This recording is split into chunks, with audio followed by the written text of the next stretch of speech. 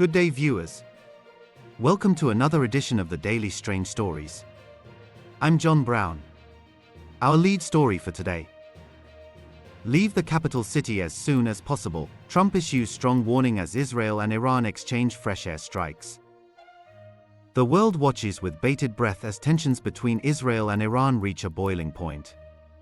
What began as a series of escalating exchanges has now morphed into a full-blown crisis, threatening to destabilize the entire Middle East and potentially draw in other global powers. It all began a few days prior, with Israel launching a surprise air campaign targeting Iran's military infrastructure, nuclear facilities, and key personnel. The justification, according to Israeli officials, was to prevent Iran from developing nuclear weapons. These strikes, they claimed, were a preemptive measure to safeguard their nation's security. The initial attacks focused on sites like Natanz, a crucial uranium enrichment facility located about 220 kilometers southeast of Tehran. While Israel initially reported hitting above-ground structures, the International Atomic Energy Agency, IAEA, later confirmed that the strikes had also impacted the underground centrifuge halls, where much of Iran's enrichment activity takes place.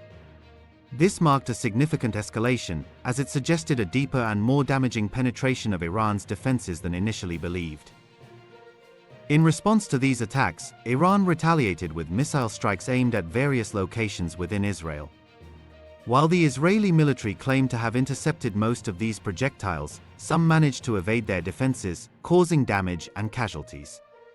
The exchange of fire has become increasingly frequent and intense, with both sides seemingly locked in a dangerous cycle of escalation. Adding fuel to the fire, US President Donald Trump issued a stark warning to the residents of Tehran on the 17th of June 2025. Urging them to immediately evacuate Tehran, Trump's message sent shockwaves throughout the region and beyond. The reason behind this urgent call was not immediately clear, but it suggested that the US anticipated further, potentially devastating, attacks on the Iranian capital. When questioned, Trump simply stated he wanted people to be safe. Tehran, a sprawling metropolis of approximately 10 million people, began to empty out. The exodus created scenes of chaos and desperation, with major roads clogged with traffic as residents attempted to flee the city.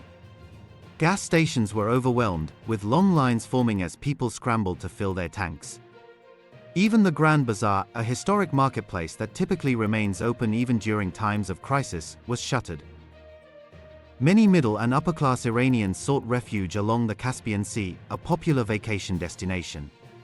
However, the sheer number of people attempting to leave Tehran created massive traffic jams, with some journeys taking upwards of 14 hours. For those who have remained in Tehran, the situation is fraught with uncertainty and fear. Some chose to stay due to elderly parents, young children, pets, medical needs, or simply a lack of resources to leave. Others feel that attempting to flee would be even more dangerous, given the congested roads and the potential for further attacks.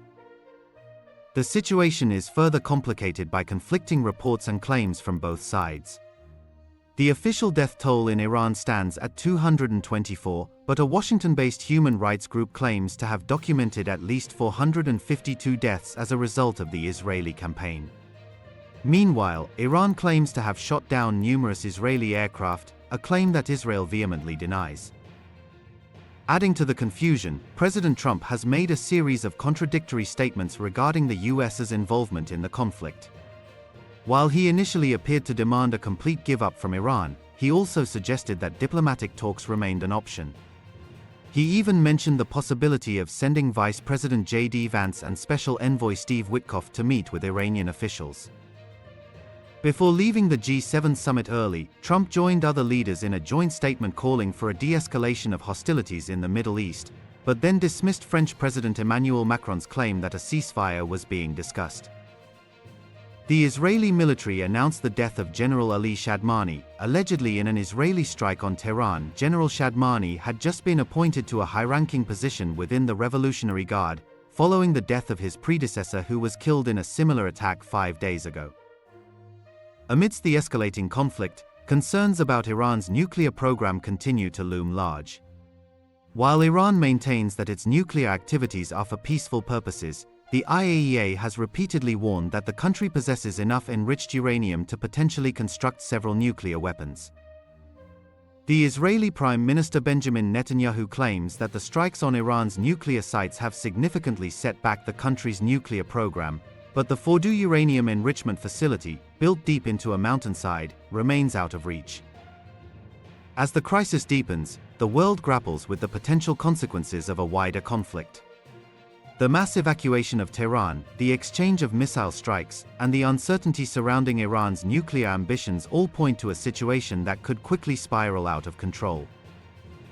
The situation on the 17th of June 2025 saw Iran launching a new barrage of missiles toward Israel, with the Tasnim news agency reporting drone and missile attacks by the Islamic Revolutionary Guard Corps. Iran's army claims to have tracked and intercepted 28 hostile aircraft in the past 24 hours, including a spy drone allegedly trying to gather intelligence on sensitive sites. Meanwhile, the Israeli business website Calculist reports that Sonal, a leading fuel distributor, has significantly decreased deliveries due to severe damage inflicted on Haifa's oil refinery facilities by Iranian strikes. Sirens sounded in Amman, Jordan, indicating that missiles were sighted over the occupied West Bank and Tel Aviv. The Israeli military claims that most of the missiles launched from Iran have been intercepted, but does not confirm whether any have penetrated the air defense systems. President Trump has asserted that the US and its allies have complete and total control of the skies over Iran, while also claiming to know the location of Iran's supreme leader, but stating that he would not be targeted, which means to be killed, at least not for now. President Trump made his comments just moments before cutting short his trip to the G7 in Canada, leaving many wondering if this could mean a further escalation in the conflict between Israel and Iran was imminent. German Chancellor Friedrich Merz has suggested that the leadership in Tehran has been weakened by Israel's attacks and may not recover, while UK Ambassador Said Ali Mousavi insists that Iran has no intention of building a nuclear weapon. As the conflict continues, the world watches and waits, hoping for a swift resolution and a return to stability in the region. But with each passing day, the risk of a wider, more devastating conflict grows ever greater. Many Iranians have reacted with fear and dismay at Donald Trump's instruction to immediately evacuate Tehran. The capital's almost 10 million residents have now been left to decide whether to shelter in their homes, bracing themselves for what could come next, or attempt to join the heavy traffic leaving the country's capital. Many of those deciding to leave Tehran are posting images of their homes online, a poignant trend in Persian-language social media for those leaving their city behind. Some Iranians had already taken the decision to leave well before Israel issued the first evacuation order for parts of Tehran on Monday.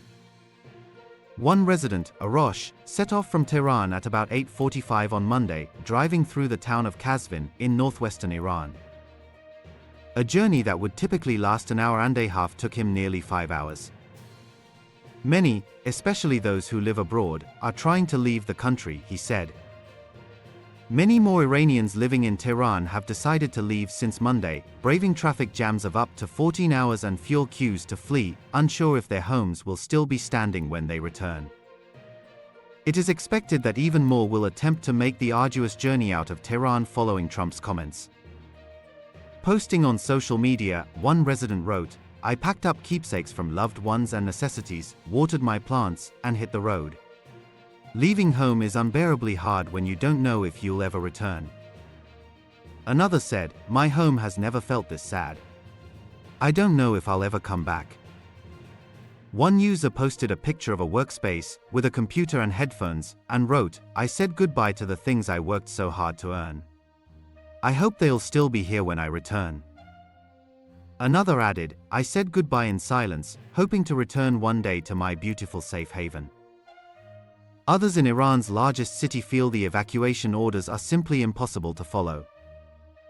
Nargiz has decided to stay in Tehran, despite becoming increasingly afraid. She said, "Ever since Trump urged people to leave last night, it seems like many more are fleeing." She says the roads are overflowing and the traffic is a nightmare. Nargiz sees no point in trying to leave and being trapped on the road. Israel's strikes in Tehran on Iran's state broadcaster on Monday served as a reminder of the risk she is taking. She lives near the headquarters. She said, "It was terrifying and so close." Some residents have decided to stay put because of elderly parents, young children, pets, medical needs, or simply lack of options. One woman told BBC Persian she was pregnant and had a young daughter. She said, "Everything I've built is here. Where would I go?" Another said she was single and did not want to risk undertaking the 800 kilometers journey to her family in Shiraz alone. And a woman who said she was 40 years old and had 2 small children told the BBC she was not going anywhere. She said, "If everything is going to be ruined, then I'd rather my kids and I go with our home, because I don't have the strength to start over again." Trump's evacuation comments in the early hours of Tuesday were reportedly followed by explosions and heavy air defense fire in Tehran. Iran launched 2 waves of missiles in response to the Israeli attacks, setting off air raid alerts in parts of central and northern Israel. Boarding Air Force One after leaving the G7, Trump told reporters that he wasn't flying back to Washington just to broker a ceasefire. He wanted something better than a ceasefire. A real end, he said, which might include a complete give-up. Civilians on both sides have been killed in the exchange of strikes, with both Iran and Israel accusing each other of targeting residential areas. Thank you for watching this news video. We'd love to hear what you think about this story, so please leave your comments below. We read them all and appreciate your insights. Join us again in our next strange story. Until then, goodbye.